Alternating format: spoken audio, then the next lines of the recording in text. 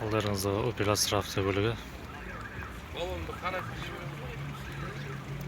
93 жылғы, объем 1.8, бағасы 3 миллион деп қойыпты, бірақ нақты алам деушілерге 2.8-ге берем деп жатыр.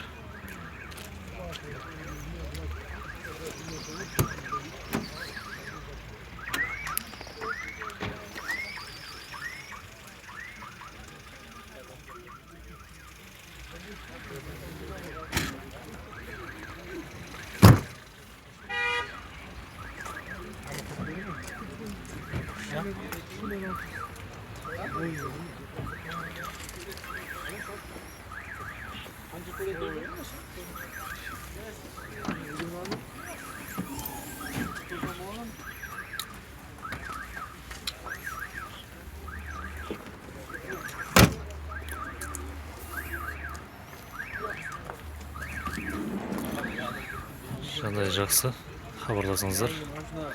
35 milyon mu? 150 milyon mu?